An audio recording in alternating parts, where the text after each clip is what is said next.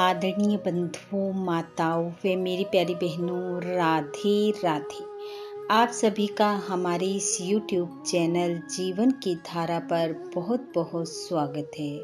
बंधुओं, आज हम इस वीडियो में अक्षय तृतीया अथवा आखा तीज व्रत की 2 कथाएं सुनेंगे, जिसे सुनने सुनाने से भगवान श्री हरि व मां लक्ष्मी की कृपा से मनुष्य को अक्षय सुख समृद्धि की प्राप्ति होती है व रोग शोक का नाश होता है। कथा कहानी सुनने के बाद यदि आप हमारे चैनल पर नए हैं तो कृपया हमारे चैनल को सब्सक्राइब करें, बेल आइकन को प्रेस करें ताकि हमारी वीडियो की नोटिफिकेशन सबसे पहले आप तक पहुंचे। वीडियो को शेयर व लाइक भी जरूर करें। बंधुओं, वैशाख शुक्ल पक्ष में आने वाली तृतीय तिथि को अक्षय तृतीया अथवा आखा तीज के रूप में मनाया जाता है, जो कि इस बार वर्ष 2022 में 3 मई दिन मंगलवार को है। यह एक बहुत ही शुभ और पुण्य कारक दिन होता है। मान्यता के अनुसार इस दिन किए गए किसी भी कार्य का फल अक्षय होता है। अक्षय अर्थात जिसका कभी क्षय न हो, जो कभी समाप्त न हो। इस दिन किए गए जप तप स्नान दान का फल मनुष्य को जन्मों जन्मों तक प्राप्त होता है। इसलिए इस दिन सुबह जल्दी उठ स्नान आदि कार्यों से निवृत्त हो भगवान श्री हरि की मां लक्ष्मी सहित पूजा करें।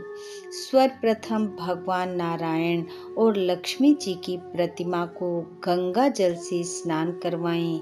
फिर रोली मोली गुड़ चावल लौंग इलायची सुपारी फूल व फलों से भगवान का पूजन करें। धूप दीप से आरती कर भगवान को चंदन लगाएं। मिश्री सत्तू और भीगे हुए चनों का भगवान को भोग अर्पित करें। भगवान को तुलसी दल और नैवेद्य अर्पित कर एक समय का भोजन दक्षिणा सहित ब्राह्मण को दें। वे यथाशक्ति अक्षय तृतीया के दिन जल से भरा नया घड़ा लोटा अथवा गिलास पंखा चावल चीनी घी नमक दाल इमली इत्यादि दक्षिणा सहित श्रद्धा पूर्वक ब्राह्मणों को दान दें। अक्षय तृतीया की कथा का श्रवण करें। इस दिन सभी को भगवत भजन करते हुए अपना समय व्यतीत करना चाहिए। अधिक से अधिक ओम नमो भगवते वासुदेवाय मंत्र का जाप करना चाहिए।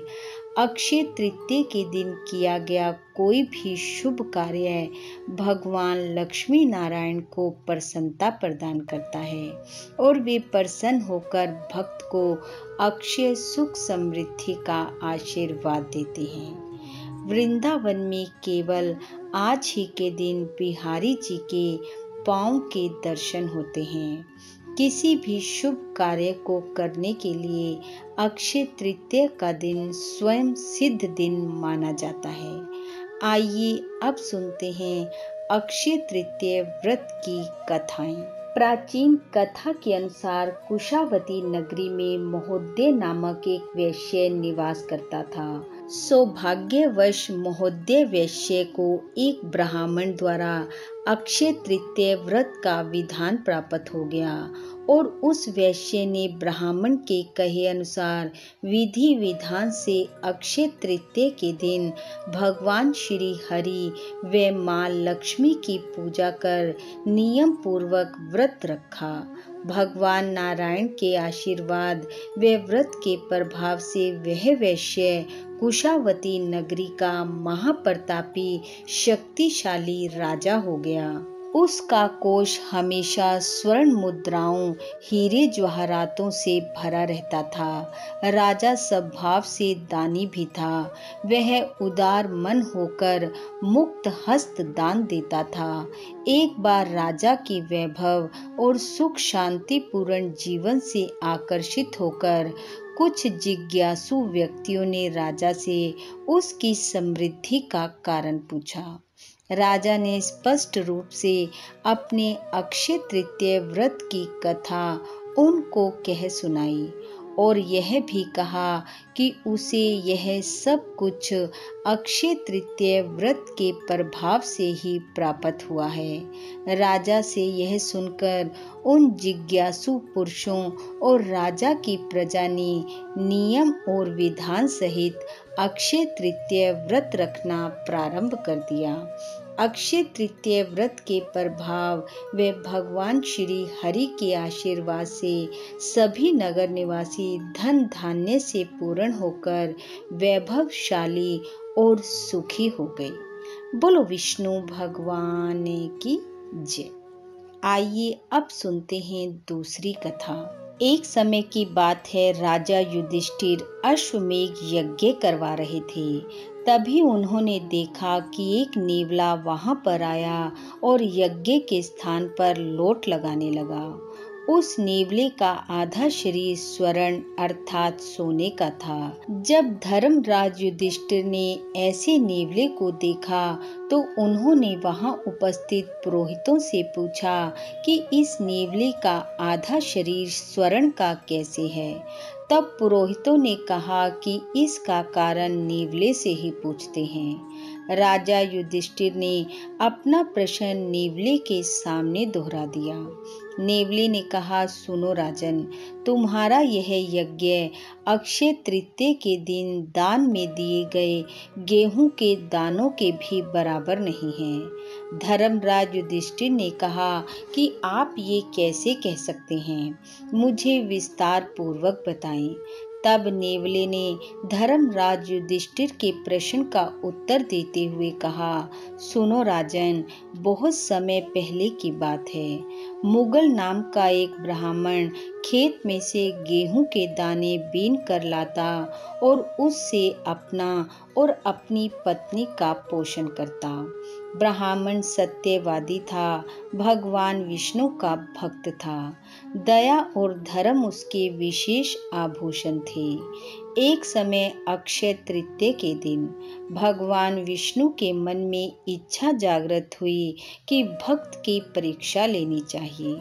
भगवान वेश बदलकर अक्षय तृतीय के दिन ब्राह्मण के घर पहुंच गए और जाकर भिक्षा की याचना की। ब्राह्मण अभी खेत से गेहूं के दाने बीनकर लौटा ही था। अपने द्वार पर आए साधु को देखकर उस ब्राह्मण ने अपना और अपनी पत्नी के हिस्से का सारा गेहूं उठाकर भगवान की झोली में डाल दिया। जब वह ब्राह्मण भगवान को झोली में गेहूं के दाने डाल रहा था, मैं वहीं पर धरती पर लौट रहा था और झोली में डालते हुए गेहूं के कुछ दाने मुझ पर आ गिरे, जिनका स्पर्श होते ही मेरा आधा शरीर स्वर्ण का हो गया। तब से लेकर आज तक मैं पूरे शरीर को स्वर्णमय करने के लिए यज्ञों में घूम रहा हूँ, परंतु अक्षय तृतीय के दिन दिए गए अन्न के दाने के दान के बराबर कोई यज्ञ नहीं है जिससे मेरी संपूर्ण काया स्वर्ण की हो जाए। नेवले की यह बात सुनकर राजा युधिष्ठिर लज्जित होते हुए बोले, अक्षय तृतीय के दिन का इतना अधिक महत्व है तो मैं भी आज से नियम पूर्वक अक्षय तृतीय का व्रत कर दान पुण्य के कार्य करूंगा। तभी से धर्मराज युधिष्ठिर ने अक्षय तृतीय का व्रत धारण करने का नियम लिया और दान पुण्य के कार्य किए। इस प्रकार बंधुओं, अक्षय तृतीय का दिन का बहुत अत्यधिक महत्व है। इस दिन किए जाने वाले दान पुण्य की बराबरी बड़े बड़े यज्ञ भी नहीं कर सकते। इस दिन किए गए होम, जप, तप, स्नान, दान तथा कथाओं का श्रवण का फल अक्षय होता है और जो भी भावपूर्वक इस दिन इन कार्यों को करता है, दरिद्रता कभी उसके पास नहीं आती। घर में सुख समृद्धि का वास होता है और रोग शोक का नाश होता है। बोलो विष्णु भगवान की जय। बंधु, भगवान श्री हरि की कृपा आप व आपके परिवार पर सदैव बनी रहे। आपका घर आंगन खुशियों से महकता रहे। इन्हीं शुभकामनाओं के साथ आप सबको अक्षय तृतीया की बहुत बहुत बधाई। राधे राधे।